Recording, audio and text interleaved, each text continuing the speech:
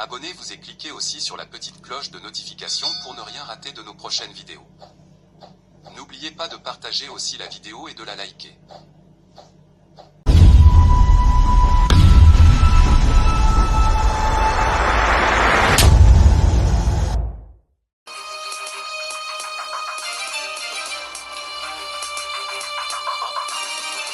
Le président de l'Assemblée provinciale du Congo central a démissionné. Papima Tesolo était visé par une pétition pour notamment mauvaise gestion de l'organe délibérant.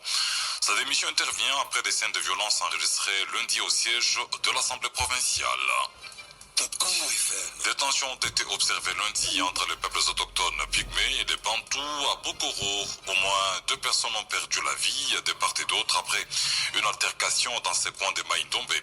L'autorité provinciale annonce le déploiement des éléments de la police pour établir l'ordre public. Attaque des positions des FARDC à Kasseni sur les rives du lac Albert par les éléments de la rébellion de la CRP Convention pour la Révolution populaire de Thomas Lubanga. Un député national condamne un acte qui plonge l'Ituri dans l'instabilité. Peine de mort prononcée contre Joseph Kabila. La conférence épiscopale nationale du Congo s'est dit horrifiée par l'arrêt de la haute cour militaire. Les évêques catholiques rappellent le principe de la sacralité de la vie humaine consacrée par la constitution de la RDC. La CENCO martèle sur l'impérieuse nécessité de renforcer la cohésion nationale à travers notamment un dialogue inclusif. Des réactions à suivre dans ces journaux. Top Congo FM, le journal vous est présenté par Dominique Dinanga. Bonjour et merci de votre fidélité à Top Congo FM. Attaque de position FARDC à Kasseni sur les rives du lac Albert par les éléments de la rébellion de la CRP, Convention pour la Révolution populaire de Thomas Lubanga. Le député national Daniel Fouraya Ouma condamne un acte qui plonge l'Ituri dans l'instabilité. L'élu de Magui exige le renforcement du dispositif sécuritaire pour faire échec au plan de l'ennemi. On l'écoute. Cet énième acte de rébellion plonge de nouveau notre chère province de l'Ituri dans l'instabilité, l'éloignant ainsi de la paix et de la stabilité auxquelles aspirent nos populations. Nul n'a le droit de défier l'État, de terroriser les civils et de saper les efforts de stabilisation. Monsieur Thomas Lubanga et sa bande doivent savoir que cet acte ne restera pas impuni. Ils répondront de leurs exactions devant la justice et devant le tribunal de l'histoire. L'Ituri refuse la fatalité de la violence et choisit la paix, la loi et la République. Par cette même occasion, nous saluons l'engagement et la discipline des forces armées de la République démocratique du Congo dans la défense de l'intégrité du territoire national et la protection des civils. Par ailleurs, nous exigeons l'activation diligente des poursuites judiciaires contre les auteurs, co-auteurs et complices, ainsi que le démantèlement de leurs réseaux d'appui et de financement. Nous appelons les communautés de Kasseni et des rives du lac Albert à coopérer avec les autorités et à éviter les discours de la haine. Nous demandons le renforcement immédiat du dispositif sécuritaire, la sécurisation des axes et la mise en place des couloirs humanitaires pour assister les populations affectées. C'était le député national Daniel Fouraya. Et pendant ce temps, un calme précaire s'observe depuis lundi dans la localité de Otomane, territoire des Romans en Ituri. C'est là après des attaques perpétrées par les terroristes EDF dans cette région située dans la chefferie de Walese Vonkutu. Au moins 3 personnes ont été tuées, affirme le coordonnateur de la société civile de cette chefferie.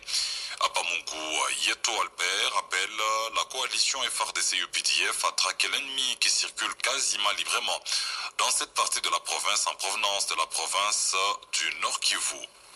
Et puis des tensions ont été observées lundi entre les peuples autochtones pygmées et les Bantous à Bokoro. Au moins 2 personnes ont perdu la vie de part et d'autre après une altercation dans ces coins de Maïndombe. Un homme pygmée qui a surpris sa femme en flagrant délit d'adultère a tué, bien sûr à l'aide d'une flèche, son rival. En représailles, les Bantous ont également tué une femme pygmée et en ont grièvement blessé une autre, alors que d'autres sources parlent de plusieurs blessés et de maisons brûlées. L'autorité provinciale provincial annonce le déploiement des éléments de la police pour rétablir l'ordre public.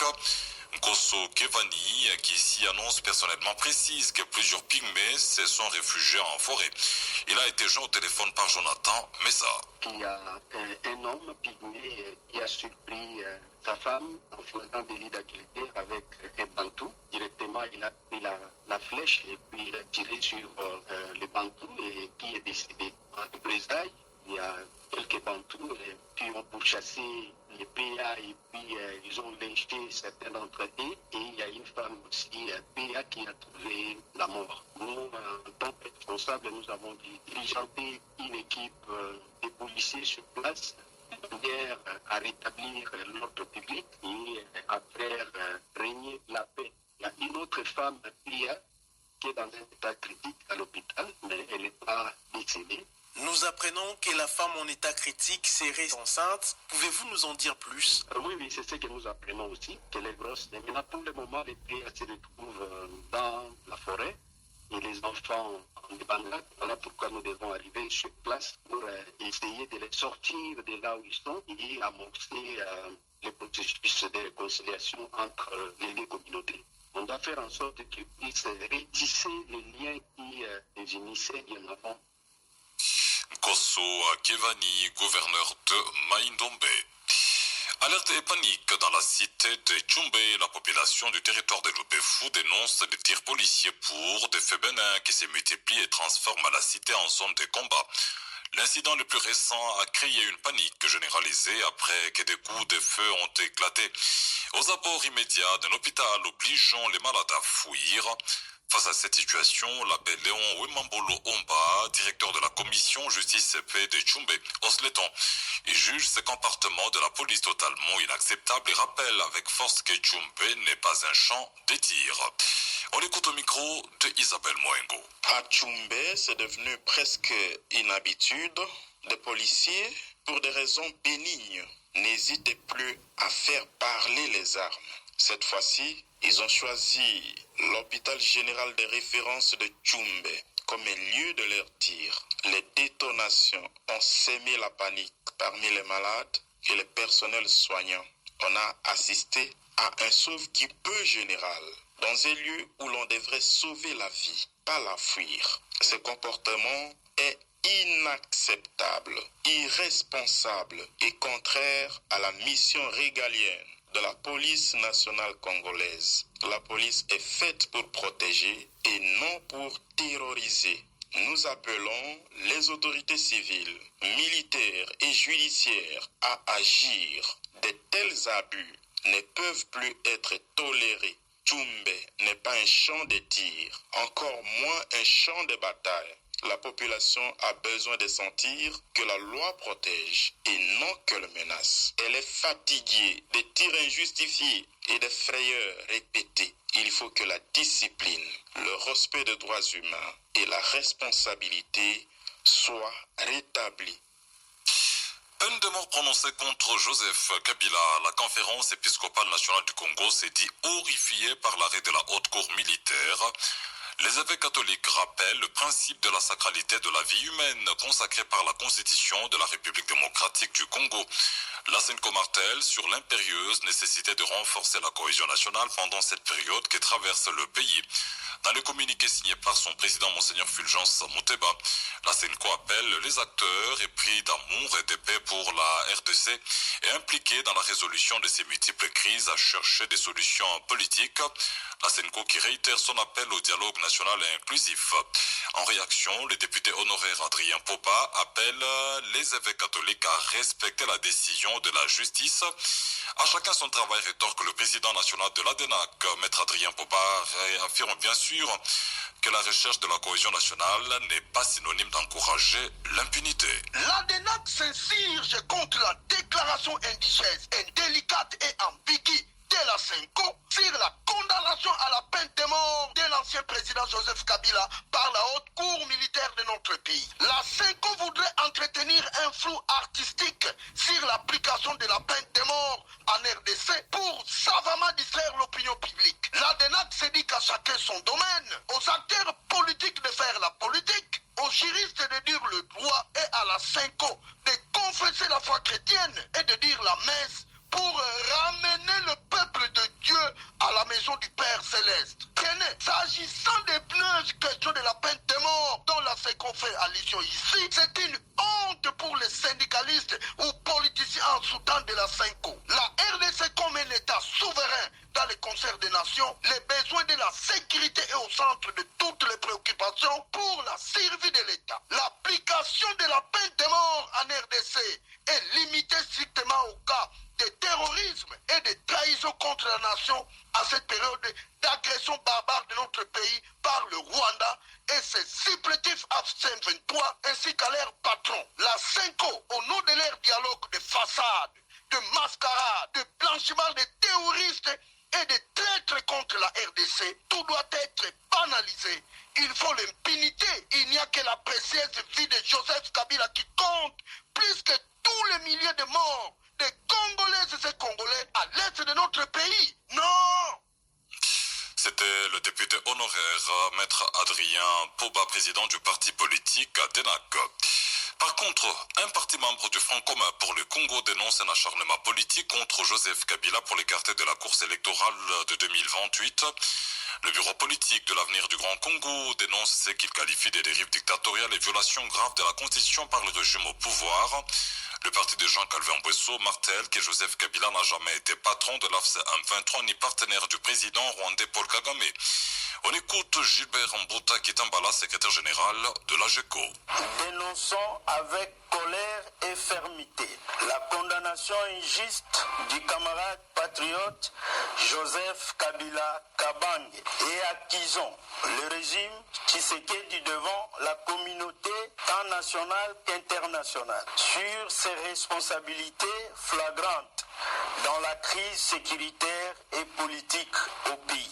Cette décision arbitraire de condamnation dangereuse n'a pour finalité que d'écarter les camarades patriotes Joseph Kabila Kabange de la compétition électorale de 2028, de falsifier l'histoire d'un homme qui a sacrifié sa jeunesse pour unifier la nation, ramener la paix et ériger des institutions républicaines solides et dignes, pendant que Joseph Kabila Kabange s'emploie à promouvoir la paix, l'unité nationale et la défense de l'intégrité territoriale. Le régime s'enlise dans une véritable chasse aux sorcières. Cet acharnement politique est une honte et un affront au peuple congolais.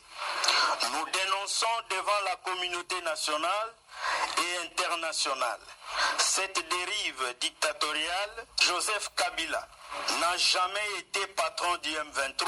Joseph Kabila n'a jamais été partenaire de Kagame. Gilbert Mbouta Kitambala, secrétaire général de l'AGECO. Mais un cadre de l'Union sacrée rejette ces allégations. D'après Fedi Mukendi Kabengele, la haute cour militaire a dit le droit sans aucune instrumentalisation politique. Le secrétaire national de l'UVT en charge de la communication et médias affirme que le régime de Félix Tshisekedi respecte les droits des citoyens et les principes de séparation des pouvoirs consacrés par la Constitution de la République. On écoute Fedi Mukendi Kabengele. Nous considérons que la justice congolaise a fait son travail dans ce procès de manière indépendante. C'est pour cette raison qu'aucun Congolais n'est sorti sur la rue pour manifester contre la condamnation de Joseph Kabila. Cependant, nous ne pouvons pas empêcher un petit groupe d'individus de pouvoir pleurer l'un des leurs condamnés à mort. Parce que dans nos sociétés africaines, lorsqu'une personne est condamnée à mort, criminelle soit-elle, on la pleure. Cependant, considérer la condamnation de Joseph Kabila comme une instrumentalisation de la justice pour l'empêcher d'aller aux élections de 2028, c'est d'abord ignorer que Joseph Kabila a déjà épuisé ses 2 mandats constitutionnels. 2, c'est confondre le régime Félix Tshisekedi au régime de Joseph Kabila de triste mémoire qui utilisait la justice pour faire taire l'opposition, l'armée et la police pour réprimer les manifestations en sang et le Parlement pour faire voter les lois qui étaient dans l'intérêt du Raïs seul. Mais le régime Félix Tshisekedi, c'est un régime qui respecte la séparation du pouvoir qui est consacrée par la Constitution. D'où les décisions de la justice ne peuvent pas lui être attribuées. Ce groupe qui semble pleurer n'aime pas Joseph Kabila, parce que s'il aimait Joseph Kabila, il allait lui conseiller d'aller respecter la justice de son pays, se défendre devant les cours des tribunaux s'il pensait qu'il était innocent. Fedi Mukendi Kabengele. Il faut laisser la justice faire son travail en toute indépendance, c'est l'un des pesanteurs politiques. C'est ce qu'affirme un notable du Grand Katanga. David Aratibo indique que les processus de paix en cours ne doivent pas exclure la justice pour les victimes de la barbarie rwandaise et des supplétifs de l'AFC M23 dans l'est de la RDC. Plus de 10 millions de morts suite aux guerres d'agression à répétition dans la partie orientale du pays. Trop, c'est trop. David Aratibo soutient par ailleurs les derniers appels du chef de l'État Félix Tshisekedi aux Nations Unies pour la reconnaissance du génocide congolais. Il est temps que la communauté internationale reconnaisse les génocides congolais. Je soutiens le dernier appel du chef de l'État Félix Tshisekedi à la tribune des Nations Unies. Je pense que ne pas reconnaître cette tragédie constitue une complicité avec les agresseurs. Je soutiens le processus de Washington et des Doha. Mais ces différentes négociations ne doivent pas empêcher la justice de faire son travail. Ceux qui ont commis des crimes de guerre et crimes contre l'humanité doivent être poursuivis par la justice. Mais seule une justice indépendante élève une nation. Beaucoup de choses ont été dites après l'arrêt de la haute cour militaire contre l'ancien président de la République, Joseph Kabila, sans commentaire, une décision judiciaire. Nous devons apprendre à faire confiance à notre appareil judiciaire. Mais nous voulons aussi une justice sans pesanteur politique ni d'autres considérations. C'est une occasion ici d'appeler à la cohésion nationale autour du chef de l'État et de toutes les institutions de la République. Un sursaut patriotique est un impératif en cette période cruciale. Un dialogue national est une nécessité. Tout le monde devrait militer pour mettre fin au calvaire de nos compatriotes du Nord et Sud Kivu. David Taratibo, l'un des fils de Laurent Désiré Kabila. Tous les Congolais appelés à soutenir les efforts déployés par le chef de l'État Félix Tshisekedi pour le retour d'une paix durable dans l'est de la RDC. Appel lancé par le président de Congo Conscience, une structure affiliée à la Ligue de jeunes de l'Union pour la démocratie et le progrès social. C'était lors d'un grand rassemblement organisé à l'espace IMCA à Kinshasa. Une manifestation organisée dans le cadre de la clôture de la campagne de soutien au processus de Washington et Doha notamment. La campagne a été menée dans tous les 4 districts de la capitale. Écoutez les propos de Prince Mukendi, président de Congo Conscience.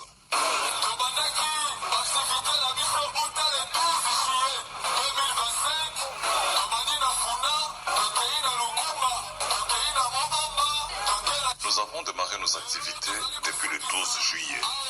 Nous sommes passés par Funa, Moamba, Tchangu et Lukunga. Et aujourd'hui, nous bouclons ici, à l'espace IMCA. Notre campagne avait 2 étapes. Premièrement, il était question de conscientiser nos compatriotes pour soutenir le gouvernement face à cette guerre d'agression nous imposée par le Rwanda, avec la complicité de certains de nos compatriotes qui ont choisi de se mettre du côté de l'ennemi, ceux de l'AFC M23. Nous avons demandé à la population de Kinshasa et celle de la RDC en général de se ranger derrière le chef de l'État, Félix Tshisekedi.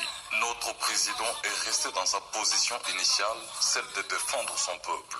Il n'a jamais voulu négocier pour l'intérêt des agresseurs, mais plutôt pour son peuple. Nous devons soutenir le chef de l'État, nos peuples congolais.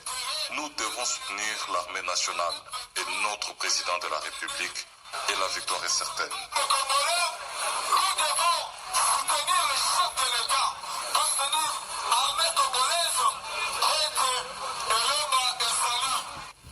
C'était Prince Mukendi, président de Congo Conscience, une structure affiliée à la jeunesse de l'Union pour la démocratie et le progrès social.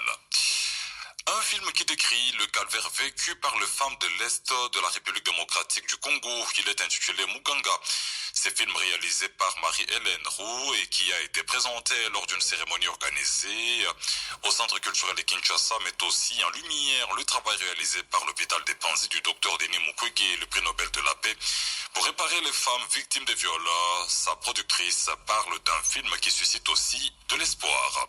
On écoute Cynthia Pinet. Muganga signifie celui qui soigne en swahili, et comme nous se fions d'un fait réel, notamment celui du combat du docteur Mukwege. Voilà, ça faisait totalement sens d'appeler ce film Muganga. Ce film, c'est un film qui met en lumière le combat de Denis Mukwege, mais aussi la résilience des femmes à l'est de la République démocratique du Congo. Le film met en lumière un sujet qui a été trop longtemps oublié, et ce film va permettre justement d'ouvrir la discussion, de faire prendre conscience à ceux qui ne connaissaient pas le conflit au Congo, qui ne savaient pas que le corps de la femme était devenu un champ de bataille, que le viol était considéré comme était devenu en fait une arme de guerre. C'est tout ça dont on parle dans le film, mais c'est aussi un film plein d'espoir. Donc ça aussi, on parle du pire de l'être humain, mais aussi du meilleur. Et c'est vraiment cette balance aussi qui définit le film. Pourquoi vous êtes-vous intéressé à la situation dans l'Est de la République démocratique du Congo et particulièrement au travail du docteur Mukwege? Alors en fait, l'idée est venue de la réalisatrice Marie-Hélène Roux. Elle est née au Gabon, elle a grandi dans différents pays d'Afrique et elle est toujours très attachée à la culture africaine, au sens large, au sens du continent. Et en 2014, elle a lu le livre Panzi, coécrit par le docteur Mukwege et le docteur Kadir. Et là, en fait, elle s'est retrouvée face à son ignorance. Elle ne connaissait ni le docteur Kadir, ni le conflit à l'est de la RDC. Et tout de suite, en fait, elle m'a appelé. L'espoir se fonde sur les femmes qui sont soignées, sur la résiliation de ces femmes. En fait, ce sont des survivantes, parce qu'en fait, elles arrivent à passer outre ce qu'elles ont vécu, et elles arrivent à se réinsérer en fait dans la société grâce à tout ce qui est mis en place à l'hôpital de Panzi. C'était bien sûr, je parlais bien sûr de la productrice du film Muganga, Cynthia Pinet. Et cette réaction du leader de la Moka, Martin Fayoulou, qui écrit sur son contexte, je cite, Muganga, celui qui soigne, est un film puissant qui, je l'espère, réveillera les consciences comme Blood Diamond l'a fait pour la Sierra Leone. Il doit interpeller toute personne éprise d'humanité. Il est temps que le Rwanda, l'Ouganda et tous ceux qui participent à la déstabilisation et au projet de balkanisation de la RDC cessent de faire souffrir le peuple congolais. C'est abominable. Merci et bravo à Marie-Hélène Roux et Cynthia Pinet pour ce travail ô combien nécessaire, écrit Martin Fayoulou. Top Congo FM est à Mbuji-Mayi, dans le Grand Kassai, sur la 88.4 FM. Je l'ai annoncé, le président de l'Assemblée provinciale du Congo central a démissionné.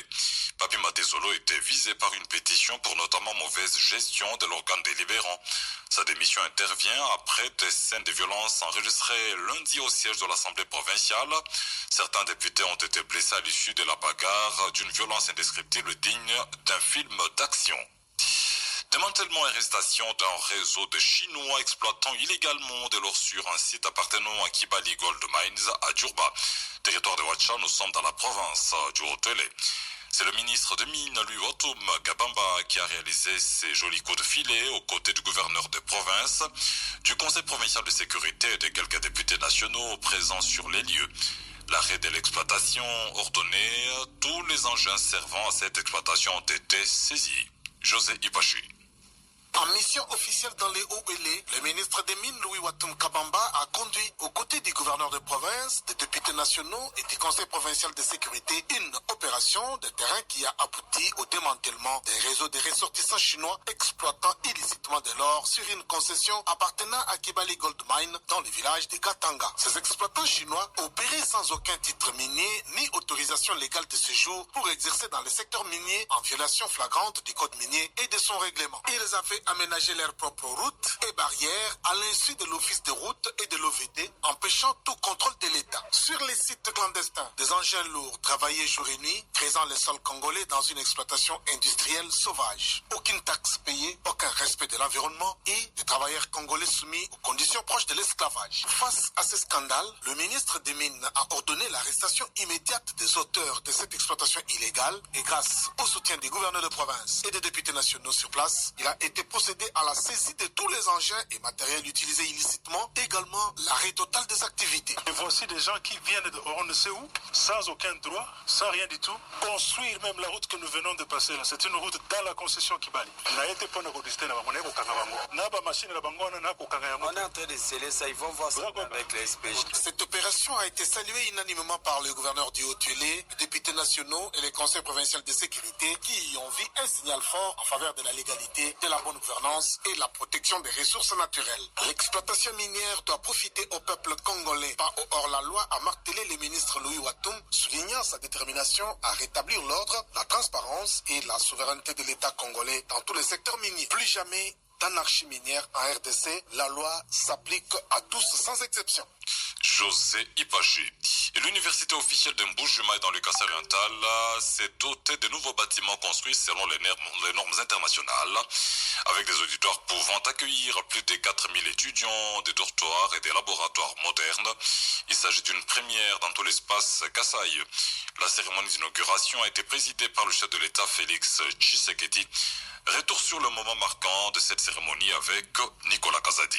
Sur une vaste étendue de 25 800 mètres carrés s'adressent désormais des infrastructures modernes qui changent complètement les visages de l'université officielle de Mbuji-Mayi. Deux blocs académiques capables d'accueillir près de 4000 étudiants, des grands auditoriums, des 400 places chacun, 16 salles de classe totalisant plus de 3000 sièges, 60 stations de bibliothèques numériques, une bibliothèque traditionnelle, des bureaux administratifs, des dortoirs pour garçons et filles, des cuisines, des réfectoires. L'IOM affiche désormais les allures d'un campus universitaire complet. Face à cette réalisation, les recteurs de l'université, le professeur Abbé Apollinaire Chibaka, n'a pas caché sa reconnaissance envers le chef de l'État. L'État congolais met à notre disposition des infrastructures en tout point semblables à celles qu'utilisent les meilleures universités au monde, faisant ainsi passer notre université de l'âge du bricolage de la dignité. Il promet de tout mettre en œuvre pour que l'institution soit à la hauteur de ces nouvelles infrastructures, notamment à travers la qualité de l'enseignement.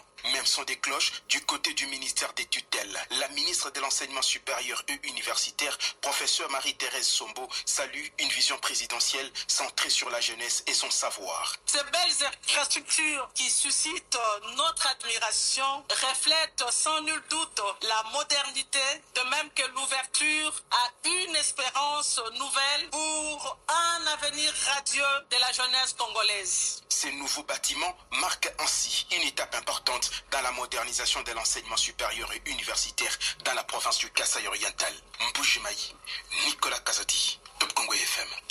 La ville-province de Kinshasa va abriter le Forum national des droits humains du jeudi 9 au vendredi 10 octobre 2025.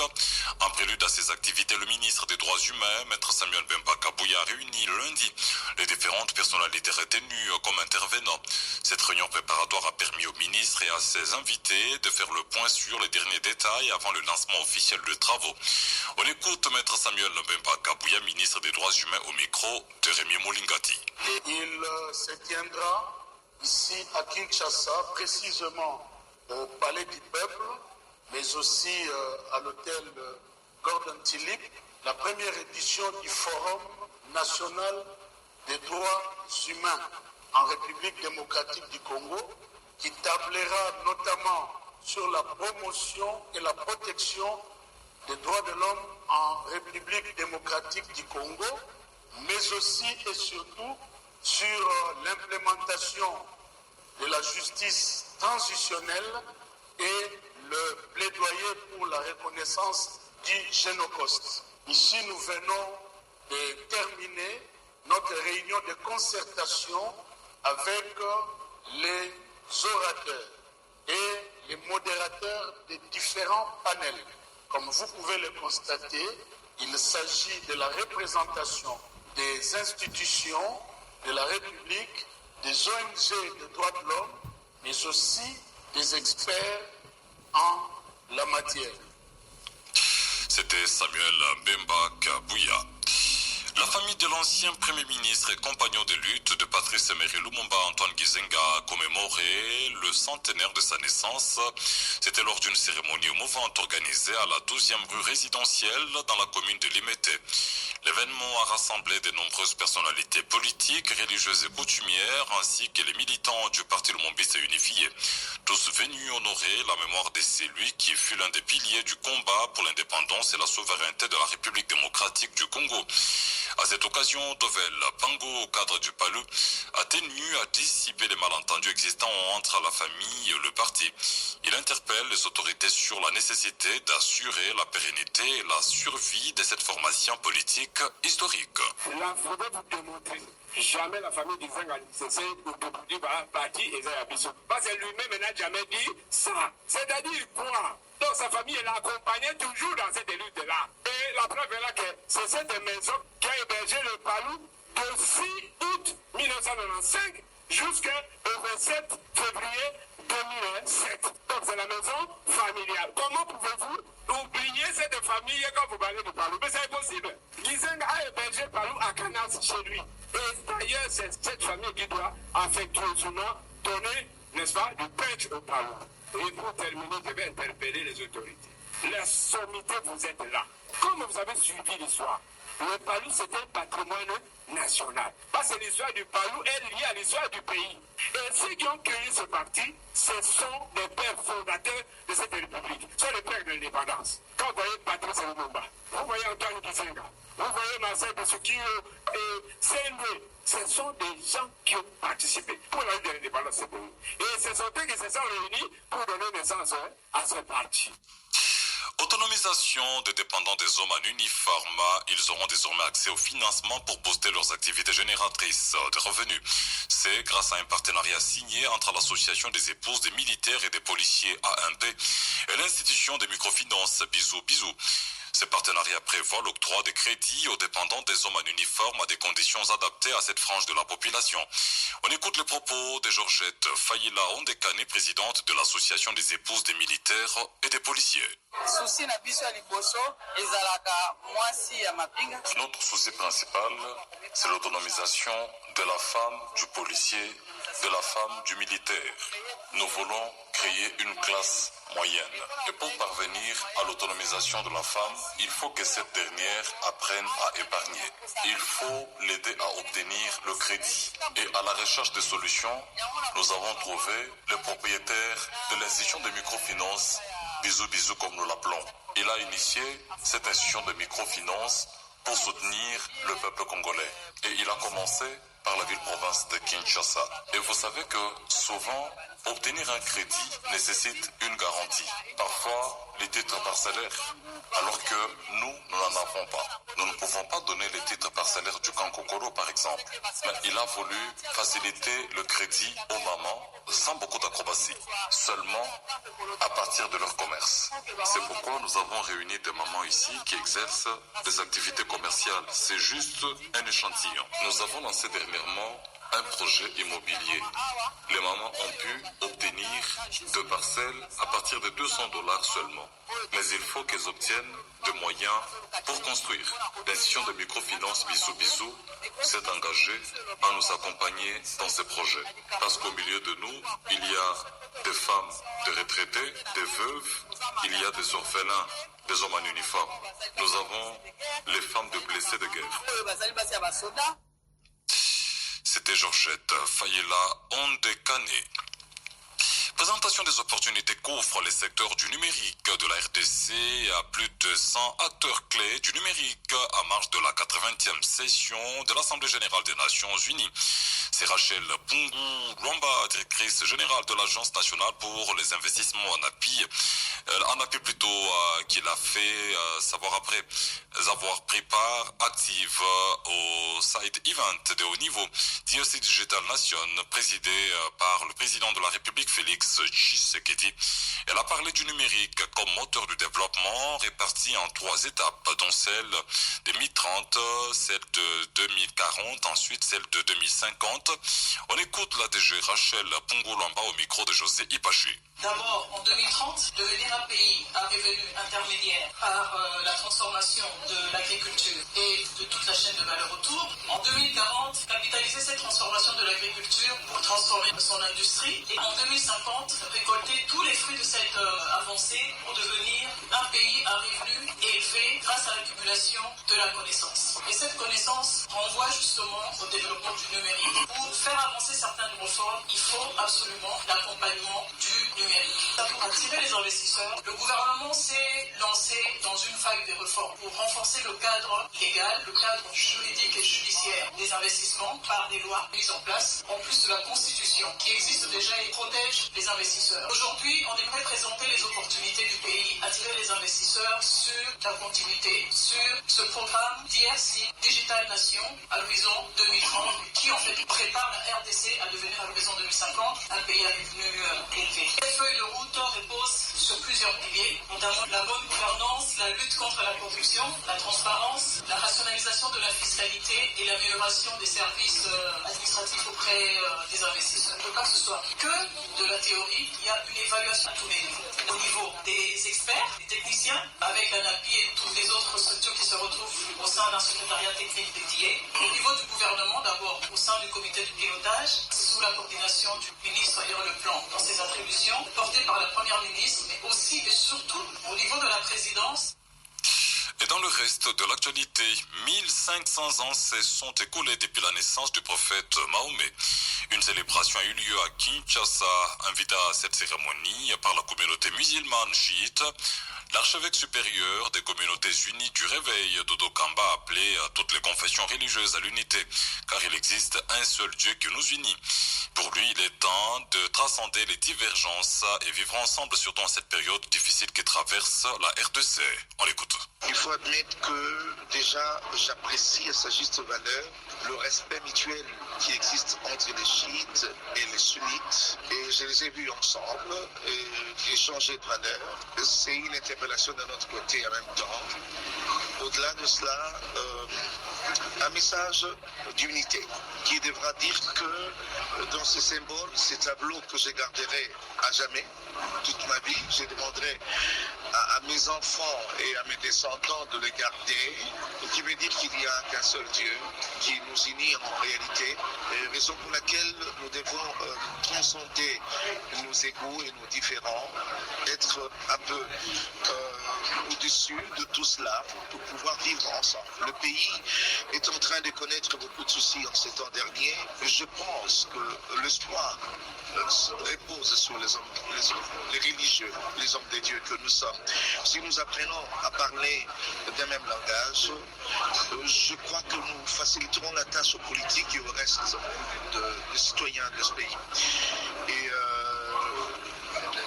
je le dis avec mon cœur que c'est un message fort que j'apprécie énormément. Et pour moi, c'est également un engagement dans une lutte nouvelle avec un nouveau narratif. Top Congo FM, ouverte sur le monde. Top Congo FM, l'information à chaque moment que l'actualité l'exige. Nous prenons brièvement l'actualité au-delà des frontières de la RDC avec vous, Marcel Kitambala. Bonjour. Bonjour Dominique Dinanga. À Madagascar, le président André Rajoelina a annoncé lundi soir 6 octobre la nomination du général de division Rufin Fortuna Zafisambo au poste de Premier ministre. Parmi les chantiers prioritaires confiés à ce général, outre rétablir l'ordre public, améliorer la distribution d'eau et d'énergie, éradiquer la corruption et mettre en place un budget spécial pour construire de nouvelles universités. Une concertation nationale sera prochainement ouverte sous l'égide du Conseil écuménique des églises chrétiennes. Au Soudan du Sud, 7e audience hier lundi dans le procès du vice-président suspendu Riek Machar et des 7 autres officiels de son parti. Ils sont accusés par les ministères publics d'avoir orchestré des attaques meurtrières contre l'armée à Nazir dans le Haut-Nil, au nord-est du pays, début mars. Un général de l'armée avait été tué ainsi que plus de 250 soldats.